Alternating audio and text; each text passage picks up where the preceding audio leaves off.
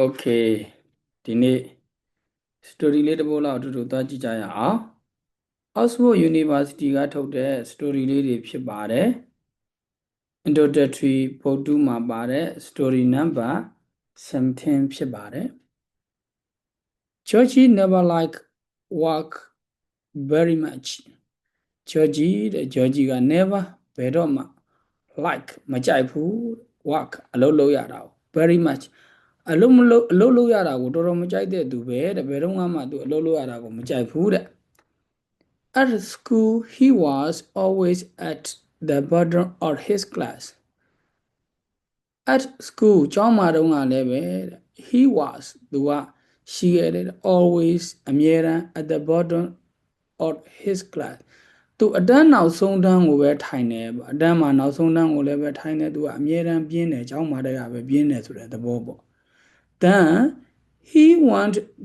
and work in an office but he did not do much work there then he went သူကသွားခဲ့တယ်တဲ့ and ပြီးတော့မှ work အလုပ်လုပ်ခဲ့တယ်တဲ့ and in office ရုံးတရုံမှာအလုပ်လုပ်တယ်တဲ့ but ဒါပေမဲ့ did not do တိတ်မလုပ်ဘူးပေါ့ much တော်တော်ကိုမလုပ်ဘူး work there အဲ့ဒီအလုပ်မှာလည်းပဲတိတ်ကောင်းကောင်းမွန်မွန်မလုပ်ဘူးပေါ့အဲ့ဒီသဘောကိုပြောတာ There were big window in the office and there was a street below them then there အဲ့ဒီမှာ were ရှိတယ် big windows တကားပေါက်အကြီးကြီးတွေရှိတယ်တဲ့တကားပေါက်အကြီးကြီးတွေရှိတယ်နော် brain ပေါက်အကြီးကြီးတွေရှိတာပေါ့ in the office ရုံးမှာသူ့ရဲ့ရုံးမှာ brain ပေါက်အကြီးကြီးတွေရှိတယ် and ပြီးတော့မှ there was အဲ့မှာရှိတယ်တဲ့ a street below the အဲ့ဒီသူတို့ရုံးတဲ့တကားပေါက်တွေရဲ့အောက်မှာဒီမှာအောက်မှာကြည့်လိုက်မယ်ဆိုရင်တော့လမ်းချင်းချင်းလေးရှိတယ်တဲ့လမ်းချင်းချင်းလေးရှိပါတယ် There were always a lot of people and car and buses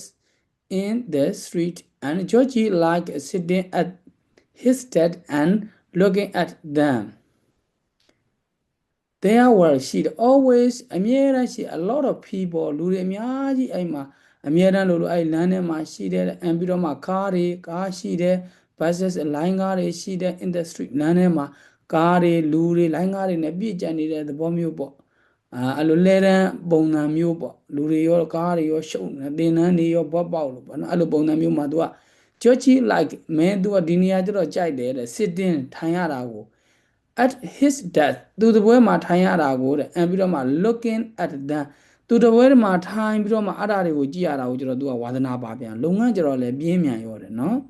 Georgie had a friend Georgie မှာတငယ်ချင်းတစ်ယောက်ရှိတယ်တဲ့ his name was Peter and he worked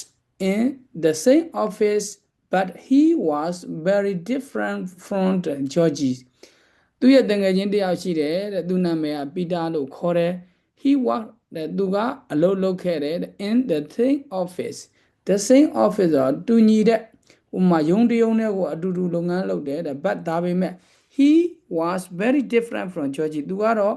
Georgie နဲ့လုံးဝကိုမတူပါဘူးတဲ့ he worked very hard သူကအလုပ်အရန်ကြိုးစားတဲ့သူတယောက်ပါတဲ့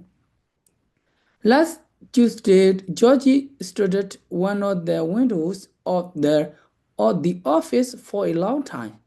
Last Tuesday, ပြီးခဲ့တဲ့အင်္ဂါနေ့က Georgie stood at မတ်တထရတဲ့ one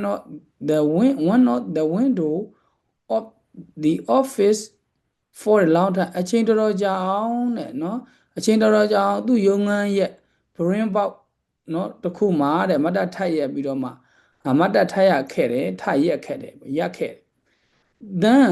he said to his friend Peter there's a very lazy man in the street then အဲ့ဒီနောက်မှာ he said to his friend Peter သူ့ရဲ့တငယ်ချင်း Peter ကိုလှမ်းပြီးတော့မှပြောလိုက်တယ် There is a very lazy man ဒီမှာကွာတဲ့တော်တော်ပြင်းတဲ့လူတစ်ယောက်ရှိတယ်တဲ့ in the street တဲ့လမ်းထဲမှာတဲ့တော်တော်ပြင်းတဲ့လူတစ်ယောက်ရှိတယ်တဲ့သူကခုနကအပေါ်ကနေဒီမှာအောက်ကလူတွေကိုကြည့်နေတာဒါလမ်းအောက်ကလူတွေကိုကြည့်ပြီးတော့မှဒီမှာပြောနေတာ He began didn't hold this morning but he hasn't done only work for half an hour for half an hour he began သူကစတင်ခဲ့တယ်တဲ့ digging ဒါကျွန်းတူးပါပေါ့နော်ကျွန်းတူးခြင်းကိုစတင်ခဲ့တယ် the whole this morning